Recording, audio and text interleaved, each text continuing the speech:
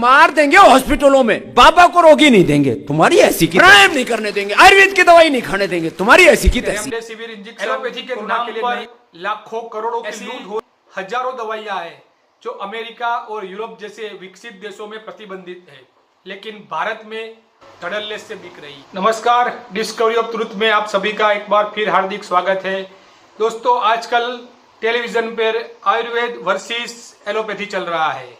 योग गुरु बाबा रामदेव के एक बयान को लेकर इंडियन मेडिकल एसोसिएशन ने स्वामी रामदेव पर हल्ला बोल कर दिया है। स्वामी रामदेव के खिलाफ एक एफआईआर तक दर्ज करवा दी गई है। तो आइए देखते हैं स्वामी रामदेव ने ऐसा क्या कहा था। ये रेमडेसिविर ये क्या है? कोई दवाई नहीं है। ये इबोला के लिए दवाई बनाई गई थी और कोई कोरोना में काम नहीं करती। इतने पागल लोग हैं, खाए जा रहे हैं रेमडेसिविर। कोई दवाई नहीं है। कल तो एम्स के डॉक्टर गुलेरिया ने भी कह दिया, WHO ने कह दिया, भाई ये कोरोना की दवाई नहीं है, क्यों खा रहे हो तुम? पर डॉक्टरों ने, WHO ने, सबने बोले दवाई है ही नहीं, पागल। प्रोटोकॉल ऐसे बना रखे, मार देंगे हॉस्पिटलों में, बाबा को रोगी नहीं देंगे, तुम्हारी ऐसी की तैसी। ये क्या मतलब हुआ? प्राणायाम नहीं करने देंगे, आयुर्वेद की दवाई नहीं खाने देंगे, तुम्हारी ऐसी की तैसी। बोले ये दवाई नहीं खाओगे, तुमने दवा कंपनियों का एजेंट बनने का ठेका ले रखा है, तुम ही हो ड्रग माफिया। इसमें कोई शक नहीं है कि मेडिकल डॉक्टर जी जानकर जुटे हैं लाखों लोगों की जान बचाने के लिए। हम उन सभी कोरोना वॉरियर्स, डॉक्टर, नर्सिस को हम प्रणाम करते हैं, वंदन करते हैं, उनको हजार हजार धन्यवाद देते हैं। लेकिन हम बात करना चाहते हैं स्वामी रामदेव के बयान की।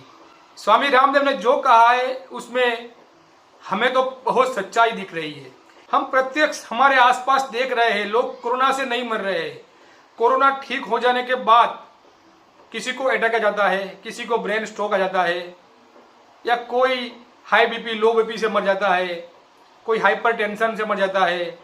तो ऐसे जो दवाइयाँ हैं उनके साइड इफेक्ट से भी कई लोग मर रहे हैं। हम इंडियन मेडिकल एसोसिएशन की ही बात करें, WHO की ही बात करें, तो उन्होंने कोरोना के लिए ऐसी कोई प्रमाणित ट्रीटमेंट अभी दी नहीं है। अभी जो भी ट्रीटमेंट हो रही है वो एक वैकल्पिक ट्रीटमेंट के तौर पर ही इसको कोरोना में इम्प्लीमेंट किया जा रहा है। वास्तव में हम सभी जानते हैं कि रेमडेसिविर इंजेक्शन कोरोना के लिए नहीं था, लेकिन फिर भी धड़ल्ले से कोरोना के पेशेंट को दिया। हाँ, किसी को लाभ हुआ होगा, हम इससे मना नहीं कर रहे हैं, लेकिन इसके साइड इफेक्ट्स भी बहुत है, इसको भी नकारा नहीं जा सकता। कई जगह पर इसके साइड इफेक्ट्स देखने को मिले हैं, लेकिन आजकल कोरोना के नाम पर ना पोस्टमार्टम होता है, ना दूसरी किसी प्रकार की जांच होती है, और डेड बॉडी तक उनके परिवार को नहीं दी जाती है। अब ऐसे माहौल में पता कैसे चलता है कि उस व्यक्ति की मृत्यु कैसे हुई? कई लोग हार्ट अटैक में मर गए। अब बिना पोस्टमार्टम किए हम कैसे पता कर सकेंगे कि उस व्यक्ति को हार्ट अटैक कैसे आया था? तो ऐसे बहुत सारे प्रश्न हैं जो आम जनता के मन में घूम रहे हैं। यही प्रश्न स्वामी रामदेव ने मीडिया के सामने रखे और इतना बड़ा हल्ला हो गया। ये एलोपैथी जो ट्रीटमेंट है वो एक्चुअली पश्चिमी जगत की देन है और आयुर्वेद हमारे भारत की देन है। आयुर्वेद को अक्सर भारत में एक वैकल्पिक उपचार पद्धति के तौर पर माना गया है। उनको मुख्य उपचार पद्धति अभी तक नहीं माना जाता।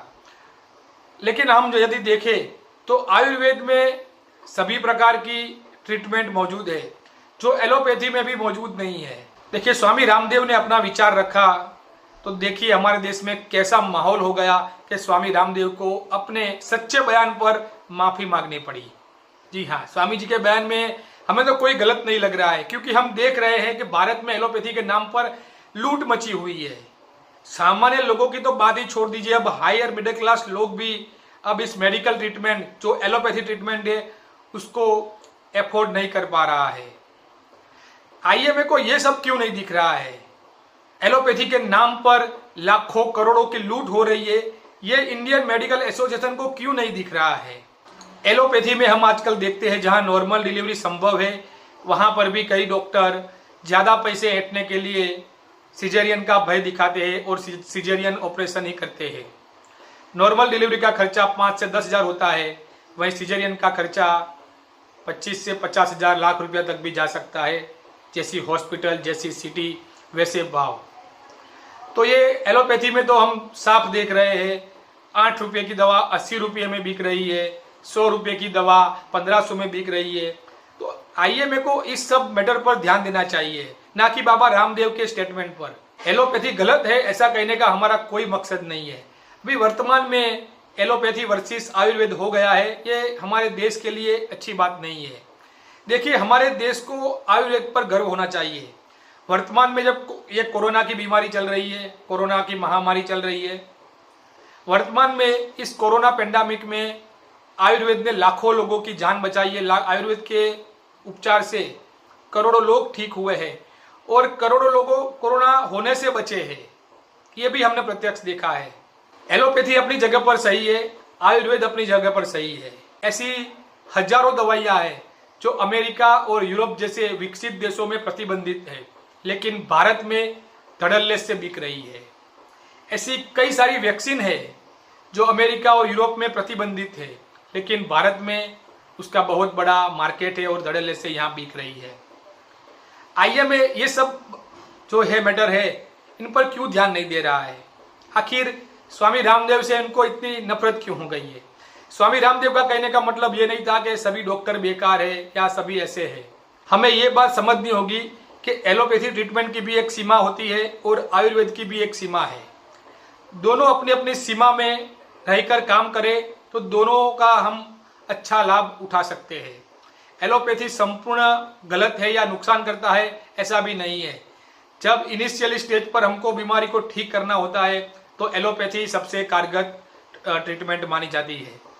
आयुर्वेद भी है, आयुर्वेद में भी शस्त्रक्रिया है। वैसे हमने अभी तक आयुर्वेद को ठीक से समझा ही नहीं है। आयुर्वेद के कई उपचार से कैंसर जैसी भयंकर बीमारियां भी सक्सेसफुली मिटाई जा सकती है, लेकिन अभी तक आश्चर्य की बात है कि ऐसी ट्रीटमेंट को क्यों उनको प्रमाणित नहीं किया जा रहा है। यदि आयुर्वेद पर रिसर्च किया जाए, जैसे हम बात करें पंचगव्य की, तो पंचगव्य से बड़ा रोग ठीक हो सकता है, बोन कैंसर तक ठीक हो सकता है। ऐसे कई मरीज पंचगव्य से ठीक हुए हैं। साध्वी प्रज्ञा सिंह ने भी अपने एक बयान में कहा था कि उनका कैंसर गौमूत्र से ठीक हुआ है। हाँ, सिर्फ गौमूत्र से। तो ऐसी तो कई सारी औषधियां हैं, ऐसे कई सारे ऐसे उपचार है आयुर्वेद में जिससे बड़े से बड़ा रोग ठीक हो सकता है, लेकिन इंडियन मेडिकल एसोसिएशन इनको अब अपनी प्रतिष्ठा का जंग बना के बैठा है। हम स्वामी रामदेव को भी कहना चाहेंगे कि आप भी पीछे मत हटिए, आप सही है स्वामी जी, आप आगे बढ़िए, तो देशवासी आपके साथ है। और हम इंडियन मेडिकल एसोसिएशन को भी कहना चाहेंगे कि आयुर्वेद और एलोपैथी दोनों का समन्वय करके एक नई उपचार पद्धति भारत पूरी दुनिया को दे सकता है और यह सबसे कारगर और बेहतर उपचार पद्धति हो सकती है। लेकिन इसलिए जरूरी है कि एलोपैथी आयुर्वेद को समझे, आयुर्वेद थोड़ा एलोपैथी को समझे और इन दोनों के बीच एक अच्छा समन्वय हो। ये काम भारत सरकार कर सकती है। बार बार कोरोनिल को लेके स्वामी रामदेव को टारगेट किया जा रहा है, इसमें कोई विरोध करने जैसी बात ही नहीं है, लेकिन पता नहीं क्यों शायद स्वामी रामदेव हिंदू है, भगवाधारी है, इसीलिए उनको टारगेट किया जा रहा है। यदि यही बात कोई पादरी या मौलवी बताता तो उसको तो नोबेल पुरस्कार दिया जाता, भारत रत्न मिल गया होता। लेकिन स्वामी रामदेव भगवाधारी है, एक हिंदू संत है न, तो उन पर कुछ भी बोलो, कुछ भी लांछन लगाओ, उनका जितना हो जाए उतना अपमान करो। वैसे हिंदू संतों की हम बता रहे हैं कि भारत में हालत ठीक नहीं है, क्योंकि हमारे लोग ये उनका सम्मान नहीं कर रहे हैं। इंडियन मेडिकल एसोसिएशन को भी मैं हाथ जोड़ के विनती करना चाहूँगा, पहले स्वामी रामदेव ने आपको जो 25 प्रश्न पूछे हैं, आप पहले उसके उत्तर दीजिए ताकि लोगों को आप पर विश्वास आए। और आचार्य बालकृष्ण ने इस सारे विवाद को ईसाई मिशनरी से जोड़ दिया है। मैं आचार्य बालकृष्ण को कहना चाहूँगा, स्वामी जी आपकी बात में जरूर कुछ तथ्य होगा, हम उसको नकार नहीं सकते, लेकिन मिशनरियों के द्वारा हमारे संतों को टारगेट करना कोई नई बात नहीं है। ये समय आपस में लड़ने का नहीं है, वो आईएमए हो या आयुर्वेद के आचार्य हो या आयुर्वेदिक संस्थानें हो। ये समय है सभी को साथ मिलकर चलने का, क्योंकि आने वाले समय में और भी भयंकर बीमारियां आ सकती है। बीमारियां क्यों आएगी, हम ऐसा इसलिए कह रहे हैं क्योंकि जिस प्रकार से इस भारत भूमि पर संतों को सताया जा रहा है, वो जेल में ही समाप्त हो जाए ऐसे षड्यंत्र किए जा रहे हैं, आतंकवादियों को छोड़ा जा रहा है, लेकिन 85 साल के निर्दोष संत को एक दिन की पैरोल उनके इलाज के लिए भी नहीं दी जा रही है। अब इतना अत्याचार हो रहा है एक ब्रह्मज्ञानी संत पर, तो कुदरत कहाँ तक चुप रहेगी। और दूसरी भी हम तरीके से देखें तो जिस प्रकार से ये कोरोना की ट्रीटमेंट हुई है, अब इसके बाद ये ब्लैक फंगस, वाइट फंगस, अब येलो फंगस, ऐसे पता नहीं कैसी कैसी बीमारियां आ रही है और आने वाले समय में भी पता नहीं क्या क्या आएगा। तो ऐसे माहौल में इंडियन मेडिकल एसोसिएशन और हमारे सभी आयुर्वेदाचार्य जो होम्योपैथिक ट्रीटमेंट करने वाले हैं, सभी चिकित्सकों को साथ में मिलकर इस देशवासियों को बचाने के लिए आगे आना पड़ेगा और एक होना पड़ेगा। मैं आप सबसे विनती करना चाहूँगा, यदि आपको ये वीडियो अच्छा लगा हो तो इस वीडियो को लाइक कर दीजिए और हमें आपका समर्थन देने के लिए हमारे चैनल को सब्सक्राइब कर दीजिए। तो मिलते हैं अगले वीडियो में, तब तक के लिए हमें इजाज़त दीजिए। नमस्कार, जय हिंद, जय भारत, जय सनातन।